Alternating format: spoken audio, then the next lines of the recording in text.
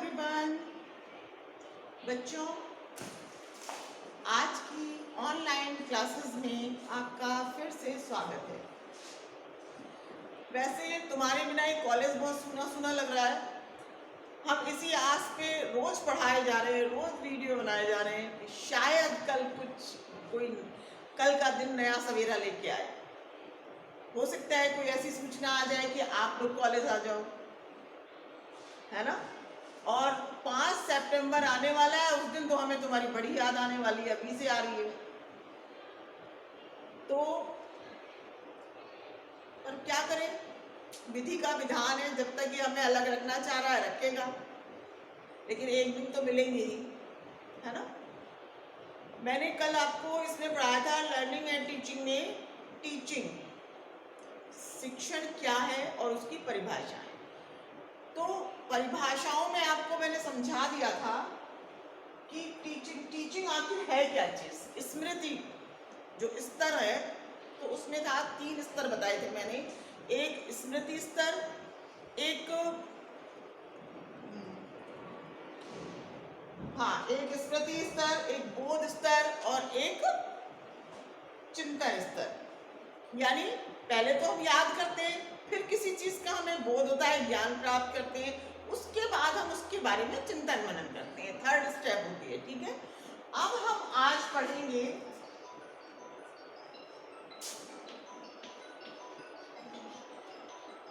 आज हम क्या पढ़ेंगे भाई? आज हम पढ़ने जा रहे हैं स्मृति स्तर के, स्मृति हिंदी में भी लिख देती हूँ, चलो, स्मृति स्तर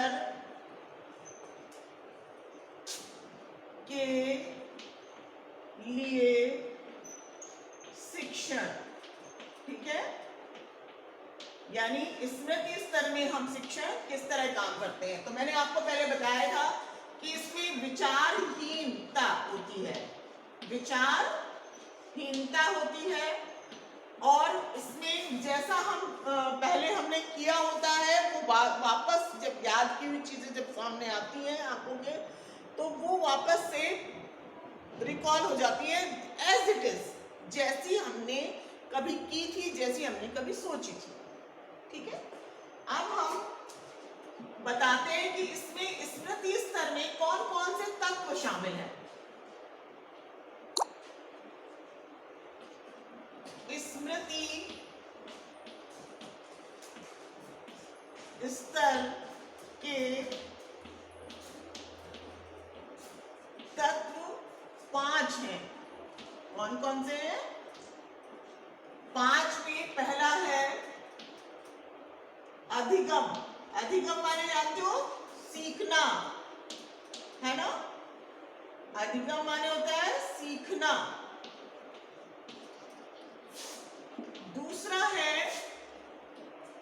धारणा, यानी जब हम किसी चीज को बारे में जान लेते हैं, सीख लेते हैं, तो हम उसके बारे में धारणा बना लेते हैं, यानी पहले हम सीखते हैं और फिर धारणा बनाते हैं। तीसरा है पुनः स्मरण।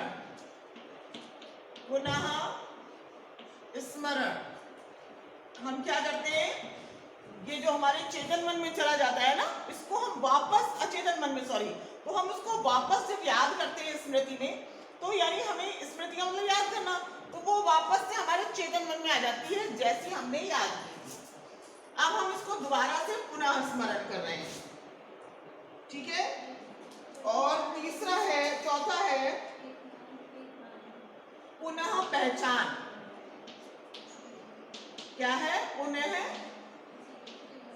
पहचान। और 5वां है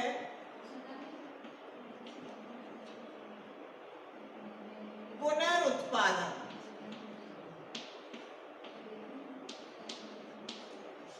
पुनरुत्पादन। देखिए, आप लोगों को लेसन में भी हमने सिखाया कि पहले हम किसी चीज के बारे में सीखते हैं, उसके बाद में हम अपने विचार प्रकट करते हैं, अपनी एक धारणा बना लेते हैं, फिर उसको हम कभी भी लाइफ में अगर हम दोबारा से चाहते हैं तो हम उसको दोबारा पुनः स्मरण कर लेते हैं और उसको पुनः पहचान भी लेते हैं। उसके बाद हम उसका पुनर्उत्पादन भी कर लेते हैं, यानी हमें वो दोबारा एज इट इज याद आ जाना ही पुनरुत्पादन कहलाता है। ठीक है, ये 5 तत्व हैं। इसके बाद आज मैं लिखाऊंगी स्मृति की विशेषताएं। अब इनको आप उतार लिया होगा आपने, ठीक है।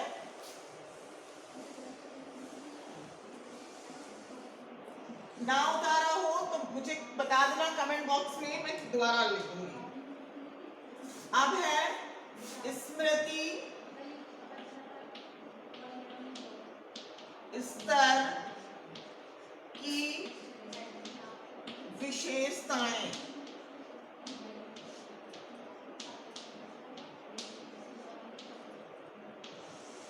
ठीक है,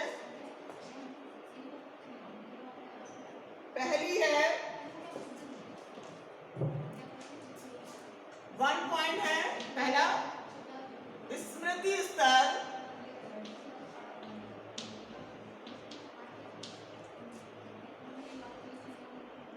का शिक्षण विचारहीन होता है।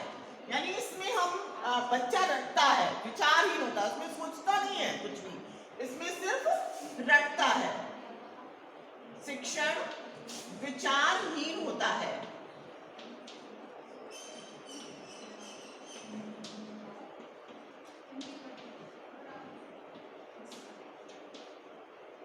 ठीक है, दूसरा पॉइंट है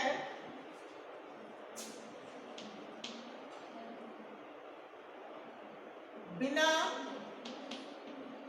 कौन, छात्र, मैं लिख नहीं रही हूं लेकिन आप लिख लेना, समझ लेना। छात्र बिना समझे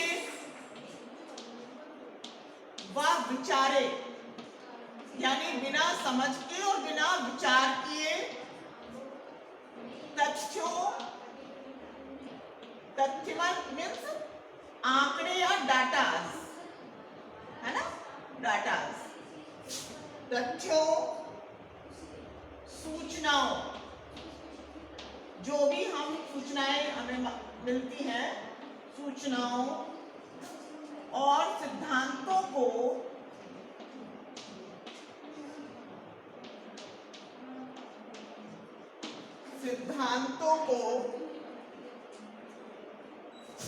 क्या कर लेता है, रट लेता है, बिना सोचे विचारे।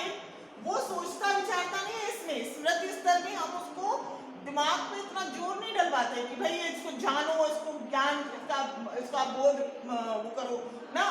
हम उससे कहते हैं कि सिर्फ तुम रट लो, सोचे समझे विचारे, और क्या करता है वो, रट लेता है।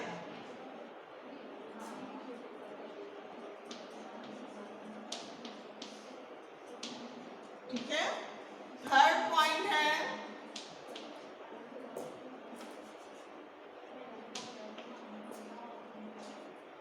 शिक्षक का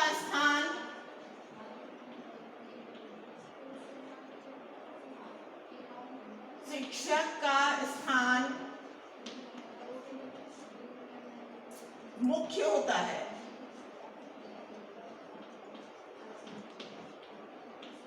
अब आप माने ना माने, लेकिन हाँ, टीचर का स्थान मुख्य होता है। ठीक है, और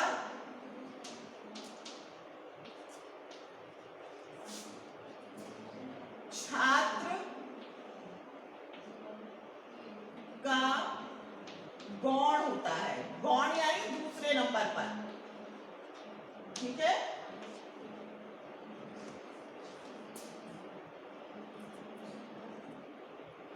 चौथा है शिक्षक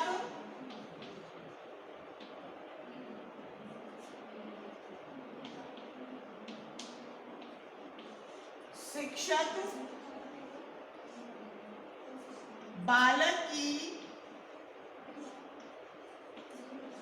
योग्यताओं,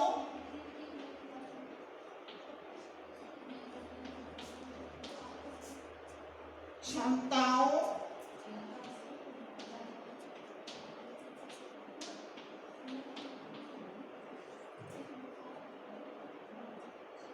तथा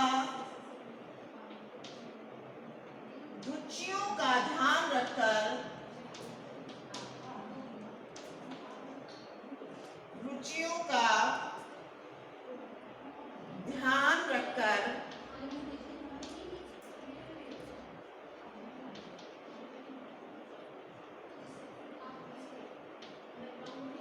उसे सूचनाएं व तथ्यों को देता है।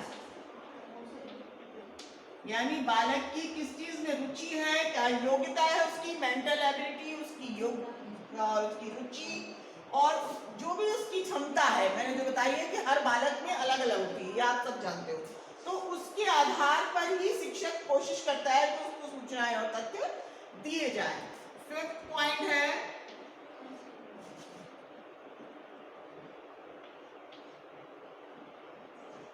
इसमें शिक्षक व छात्र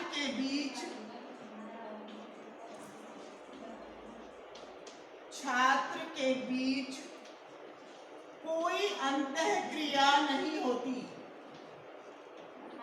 कोई अंतःक्रिया नहीं होती। अब जैसे आप इस समय आप देख रहे हैं कि आपके और हमारे बीच में भी कोई अंतःक्रिया नहीं है, लेकिन ये बात हम कर रहे हैं छोटे बालक की, है ना। लेकिन इस समय जो हमारी स्थिति है वो भी यही है कि हमारे आपके बीच में कोई अंतःक्रिया नहीं है। आप मुझसे कुछ डायरेक्ट नहीं पूछ सकते, मैं आपसे डायरेक्ट कुछ नहीं कह सकती। हमने मोबाइल को, वीडियो को एक माध्यम बनाया हुआ है। तो यहाँ पर जो रटने का स्तर है ना, जो शुरू में स्मृति वाला जो है, ये याद करने का है। इसलिए शिक्षक क्या करता है, उनको सूचनाएं दे देता है, तथ्य दे देता है, छात्र उसको रट लेता है। इसमें बीच में आपस में कोई अंतःक्रिया नहीं है। इसमें